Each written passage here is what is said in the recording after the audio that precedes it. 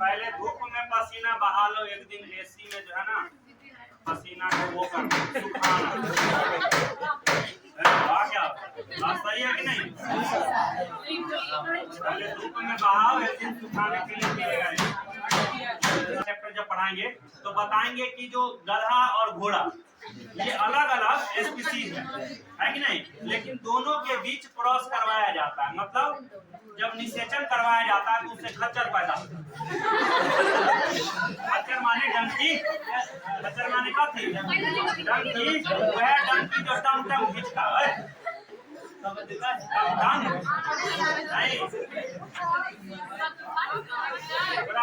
चलो एक बार फिर से इसको समझाते हैं, तभी घटक हो रहा था। तो हमने अभी बताया फर्टिलाइजेशन के बारे में। किसके बारे में बता रहे थे? चुपचाप सुनोगे। फर्टिलाइजेशन क्या होता है? मेल गैमीट और फीमेल गैमीट का आपस में फ्यूजन करना। मेल गैमीट और फीमेल गैमीट का आपस में फ्यूजन करना क्या कहलाता है? फर्टिलाइजेशन कहलाता है। और फ्यूजन का मतलब होता है दोनों का आपस में मिल करके एक हो जाना। फ्यूजन का मतलब क्या होता है? दो गैमीट्स का आपस में मिल करके जब एक हो जाएगा तब कहेंगे कि फर्टिलाइजेशन हुआ है, अन्यथा नहीं। खाली मिलने से नहीं होता। समझ में आ गया ना? मेल गैमीट और फीमेल गैमीट जब आपस में मिला यानी फ्यूजन किया, और फ्यूजन करके जब दो सेल एक सेल में परिवर्तित हो गया तब उसको हम लोग क्या कहेंगे?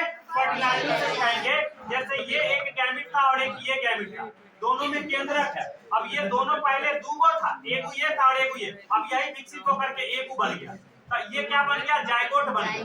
मतलब जब जाइगोट बनेगा तब ये कहेंगे कि फर्टिलाइजेशन की क्रिया हुई है। इतना में कोई दिक्कत?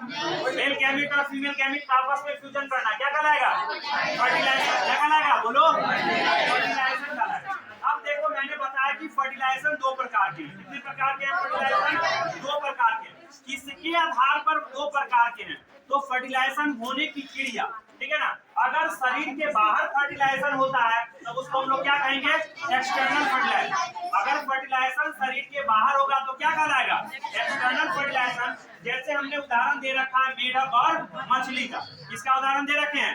मेढक और मछली का। कि मेढक जो है मेल और फीमेल जो है ये अपने गैमेट्स को पानी में छोड़ देती है, और पानी में ही दोनों गैमेट्स आपस में मिलते हैं, और मिलने के बाद वहीं पर क्या होता है? आगे प्रोसेस होता है, फिर वहां से बच्चे निकल करके आते हैं। अब चलो आगे हम बात कर रहे हैं इंटरनल फर्टिलाइजेशन। इसका बात करेंगे इंटरनल फर्टिलाइजेशन। इंटरनल क्या है? आंतरिक निषेचन है। मतलब जब गैमेट शरीर के अंदर फ्यूजन करता हो। कहाँ फ्यूजन करता हो? जब गैमेट्स शरीर के अंदर फ्यूजन करेगा तब हम लोग उसको क्या कहेंगे? इंटरनल फर्टिलाइजेशन कहेंगे। बात समझ में आ रहा है? जैसे मनुष्य। अब कहेंगे सर हम कैसे समझेंगे कि इंटरनल फर्टिलाइजेशन हुआ? तो जो भी जीव है वो अपने बच्चे को गर्भ में पाला, मतलब अपने शरीर के अंदर पाला, और तब जाकर के उसको जनन की क्रिया मतलब किया, यानी अपने बच्चे को जन्म दिया, तो हम लोग कहेंगे कि उसके शरीर में इंटरनल फर्टिलाइजेशन हुआ। कौन सा फर्टिलाइजेशन हुआ है? इंटरनल। मनुष्य की बात करेंगे तो मनुष्य जो है अपने बच्चे को गर्भ में महिलाएं पालती है ना, या जो भी स्तनधारी जीव है। स्तनधारी जीव मतलब जो अपने बच्चे को जन्म दे और दूध पिला करके पाले। इसका मतलब है कि उसने अपने बच्चे को शरीर के अंदर बनाया, फिर उसको शरीर से बाहर किया। समझ कि नहीं? पक्षी की अगर हम लोग बात करते हैं तो पक्षी क्या करती है? अंडे देती है ना। पक्षी क्या करती है? अंडे देने का काम करती है। तो अंडे देती है तो क्या हो गया? वो भी तो शरीर के अंदर पाली, फिर अंडे के रूप में उसको बाहर की, फिर अंडे से निकले बच्चे निकले। समझ कि नहीं? तो यहाँ पर कौन सा फर्टिलाइजेशन हुआ? Internal fertilization. कौन सा फर्टिलाइजेशन हुआ? Internal fertilization. चलो इंटरनल फर्टिलाइजेशन का हेडिंग लगाओ।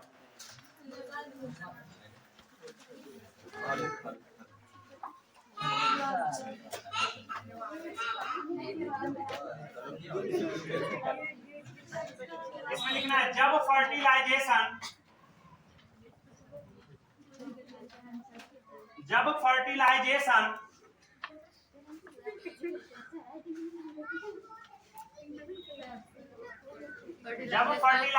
जीवों के शरीर के अंदर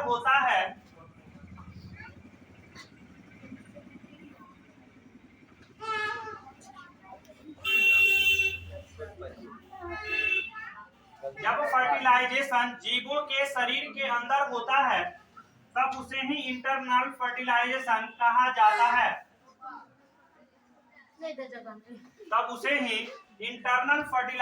कहा जाता है। जैसे स्तनधारी जीव जैसे स्तनधारी जीव,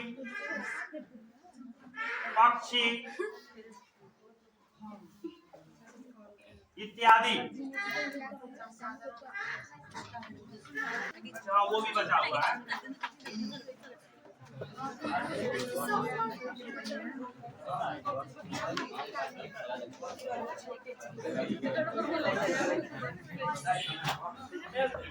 अब देखो इसी में एक उदाहरण और तुम लोग जोड़ सकते हो।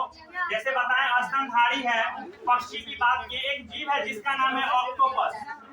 ऑक्टोपस देखे हो? तो कहाँ देख लिए हो? अच्छा मोबाइल में देखे। ऑक्टोपस के पास 8 आर्म्स होते हैं, मतलब भुजाएं होती हैं। कितने भुजा होते हैं? ऑक्टोपस में कितने भुजा होते हैं? 8 भुजा होते हैं। और इसमें फर्टिलाइजेशन समझो जरा इंटरेस्टेड है। ओए जितने भी जीव इंटरनल फर्टिलाइजेशन की क्रिया करने वाले होते हैं, वैसे जीव में ना सेक्स ऑर्गन जो होता है वो पूरी तरह से डेवलप होता है, ठीक है ना। सेक्स रिलेशन बनाने के दौरान अपने गैमेट्स को जो है ना वो दूसरे जीवों के शरीर के अंदर दिया जाता है।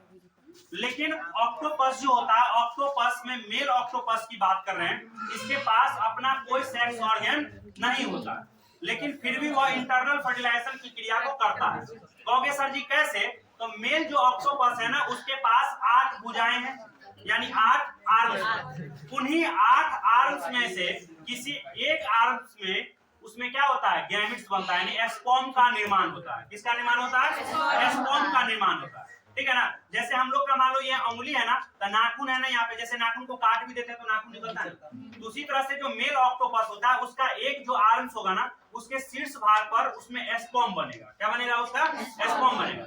और उसमें जब डेवलप हो जाता है ना, तो मेल ऑक्टोपस जो है अपने उस आर्म्स को फीमेल ऑक्टोपस के बॉडी में चुभो देता है, ठीक है।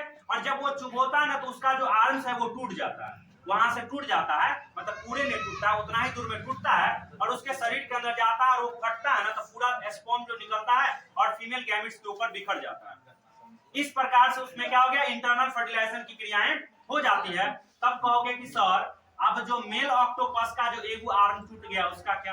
तो वो फिर धीरे धीरे डेवलप हो जाता है। जैसे हम लोग नाखून काटते हैं तो फिर आ जाता है, उसी तरह उसका भी फिर वो आर्म क्या हो जाता है? आ जाता है। तो ऑक्टोपस में भी किस प्रकार का फर्टिलाइजेशन होता है? इंटरनल फर्टिलाइजेशन होता है। कौन सा फर्टिलाइजेशन? इंटरनल फर्टिलाइजेशन होता है। लेकिन इसके अलावा मैं बता दूं तो कुछ जीव ऐसे भी हैं जो जिसमें ना फर्टिलाइजेशन होता ही नहीं, ना तो एक्सटर्नल फर्टिलाइजेशन होता है और ना ही इंटरनल फर्टिलाइजेशन होता है, फिर भी वो अपने संतान को उत्पन्न करने में सक्षम होते हैं। तो उदाहरण के स्वरूप कहोगे सर वो कौन है? वह होता है कौन सा? मधुमक्खी। कौन सा होता है? मधुमक्खी होता है।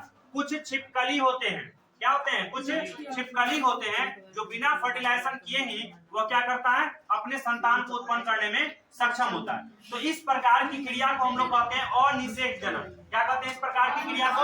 अनिषेक जनन कहते हैं। तो इसको नोट में लिखना, नोट में लिखना, नोट में लिखना है। कुछ जीव ऐसे भी हैं, कुछ जीव ऐसे भी हैं, कुछ जीव ऐसे भी हैं जो बिना निषेचन की क्रिया किए ही, जो बिना निषेचन की क्रिया किए ही, जो बिना निषेचन की क्रिया किए ही जनन की क्रिया को प्रदर्शित करते हैं, जनन की क्रिया को प्रदर्शित नहीं है, प्रदर्शित करते हैं। कुछ जीव ऐसे भी हैं जो बिना निषेचन की क्रिया किए ही जनन की क्रिया को प्रदर्शित करते हैं, जैसे जैसे मधुमक्खी, जैसे मधुमक्खी, कुछ छिपकली, कुछ छिपकली है ना, रोटी फॉर्म,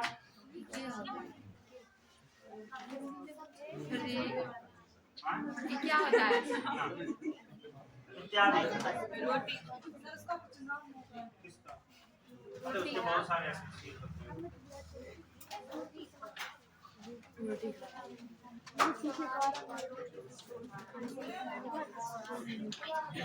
कवर हो गया। तो अच्छा, इस प्रकार की जो क्रियाएं होगी उसको क्या कहा जाएगा? अनिषेक जनन कहते हैं। क्या कहते हैं? हाँ, तो अगला लाइन भी लिख सकते हैं कि बिना निषेचन की क्रिया किए जनन का कार्य प्रदर्शित करना क्या कहलाता है? अनिषेक जनन कहलाता है। इसमें लिखना है बिना निषेचन के द्वारा, बिना निषेचन के ही संतान को उत्पन्न करना, बिना निषेचन के ही संतान को उत्पन्न करना अनिषेक जनन, अनिषेक जनन यानी अंग्रेजी में कहते हैं पार्थेनोजेनेसिस। अनिषेक जनन, बिना निषेचन के ही संतान को उत्पन्न करना अनिषेक जनन कहलाता है। अनिषेक जनन कहलाता है। वैसे मधुमक्खी में देखा जाए तो मधुमक्खी के छाते में 3 प्रकार के मक्खी होते हैं। कितने प्रकार के होते हैं? 3 प्रकार के मक्खी होते हैं। एक होता है क्या? एक होता है राजा, रानी और एक होता है श्रमिक। तो जो श्रमिक मक्खी जो होते हैं ना, जो क्या होते हैं? श्रमिक मक्खी, ये छोटे छोटे आकार के होते हैं। कैसे होते हैं? इसके आकार छोटे होते हैं और वह नपुंसक होता है। वो क्या होता है? नपुंसक होता है, मतलब वो अपने संतान की वृद्धि नहीं कर सकता है, अपने संतान को उत्पन्न नहीं कर सकता है। लेकिन जो निषेचन की क्रिया के फलस्वरूप जो संतान उत्पन्न होते हैं उसमें होते हैं राजा या फिर रानी। राजा जो होता है वो रानी जो होती है वो बड़े आकार की होती है, ठीक है ना। तो और राजा जो होता है थोड़ा सा मध्यम आकार का होता है, तो वो फर्टिलाइजेशन की क्रिया को करता है और संतान को उत्पन्न करने में सक्षम होता है। क्लियर? Post fertilization. चलो तीसरा नंबर है पोस्ट फर्टिलाइजेशन इफेक्ट।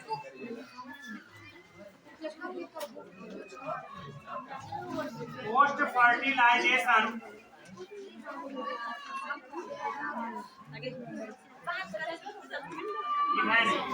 मतलब निषेचन पश्चात घटना।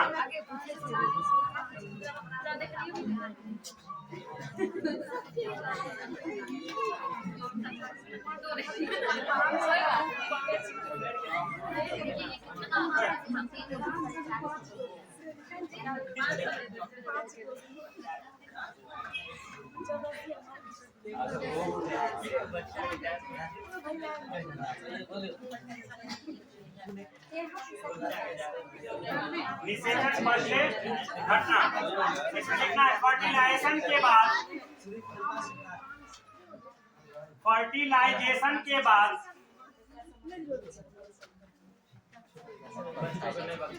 फर्टिलाइजेशन के बाद होने वाली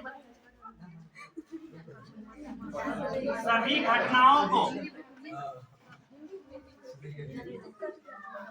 घटनाओं को ही post fertilization event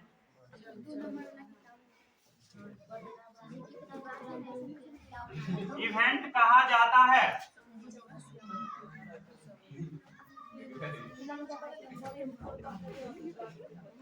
post fertilization event कहा जाता है।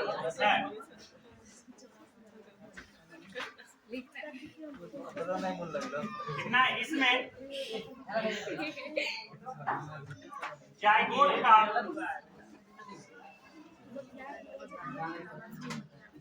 का निर्माण होता है। इसमें जायगोट का निर्माण होता है। जायगोट विकसित होकर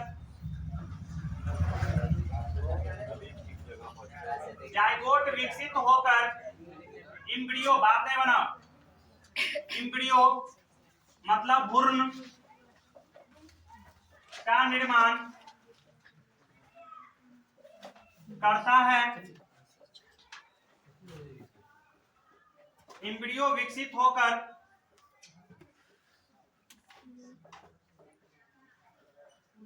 एम्ब्रियो विकसित होकर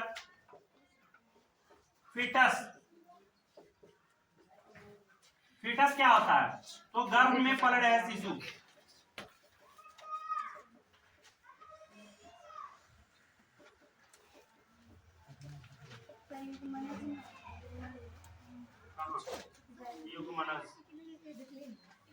एम्ब्रियो विकसित होकर फीटस का निर्माण करता है।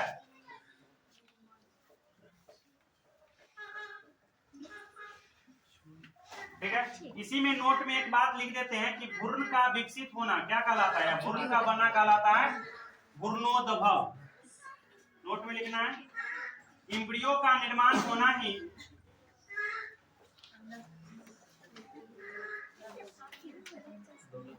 एम्ब्रियोजेनेसिस